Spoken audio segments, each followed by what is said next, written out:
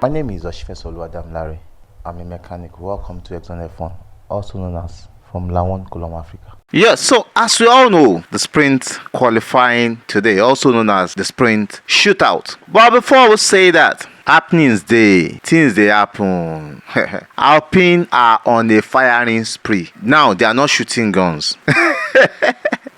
They are not firing engines up. Likewise, they are not firing rubbers up. This time, they are firing people. Now, Alpine's team principal, Otmar Snafner, and the sporting director, Alain Pamaney, has been dismissed. Immediately after this Belgium Grand Prix, they will be totally off from Alpine. Remember, the CEO of Alpine was changed about 2 weeks ago. Now, the team principal, the sporting director are also being changed because of the poor results they've had in 3 or 4 Grand Prix.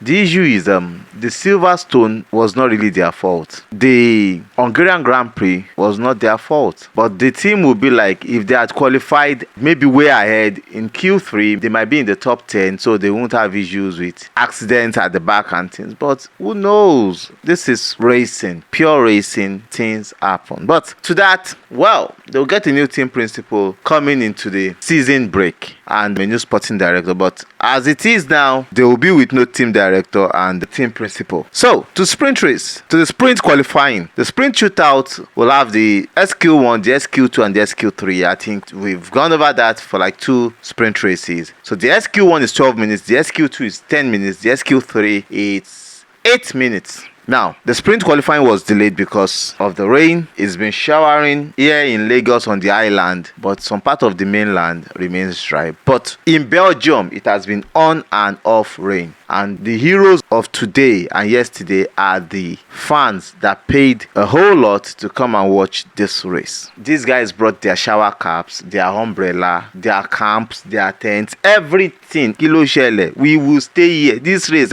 we go watch am. Nothing dey happen. Na my money I pay.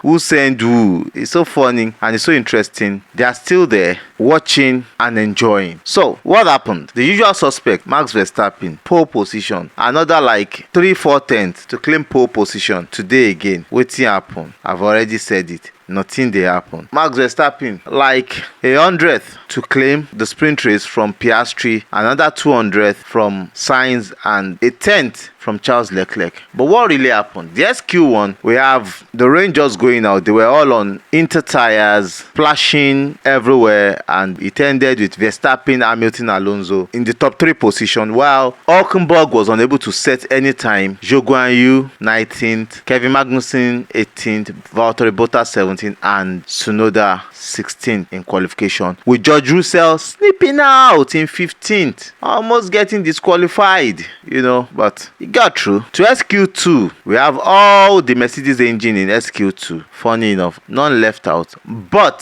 4 Mercedes engine out in SQ2.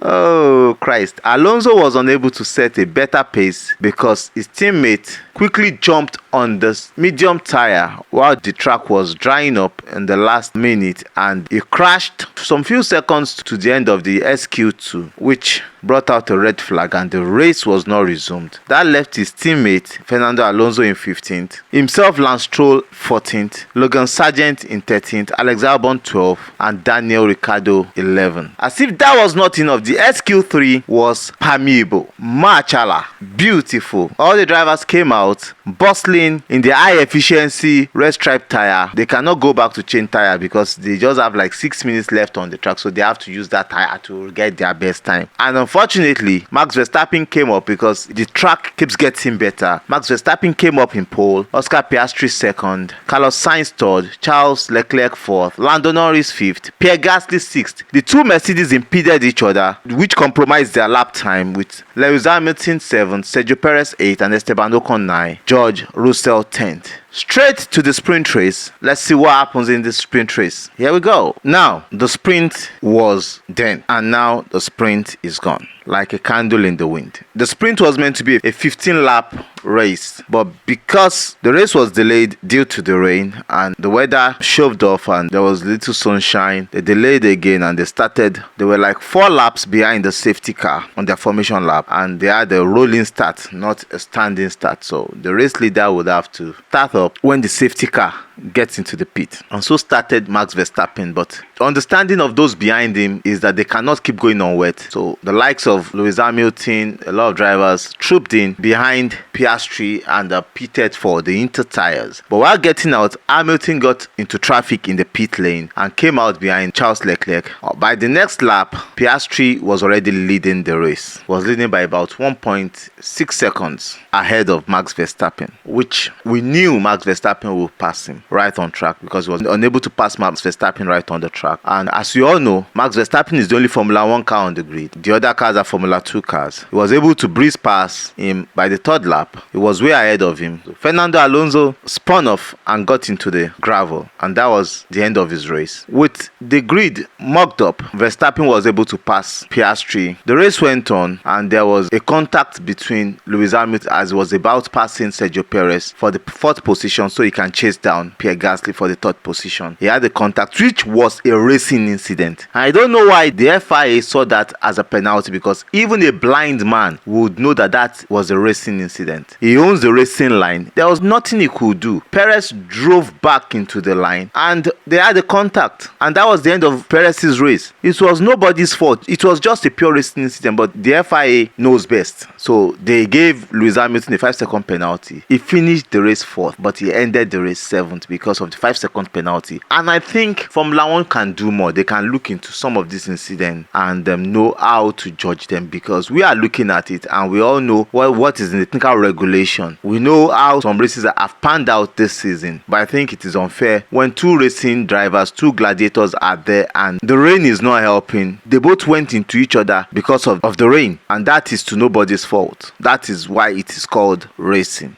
But in the long run, the race ended with Alpine coming 3rd, and one of their best performances this season, as Gasly was able to hold Lewis Hamilton for about 5 laps to finish the race 3rd. We look out tomorrow for the main race. I think it's going to be dry tomorrow, but like I said, the FIA has more to do. FIA F1 has more to do about handling out penalties. Looking at the way races panned out is unfair when they do something. If they really drove into themselves, or Hamilton drove into him, we would have seen that and would have known, oh, he deserved this. The pundits that always say a lot of whatever, they all knew that was a racing incident. But that being said, we move on till tomorrow, the main race. Have a wonderful week ahead.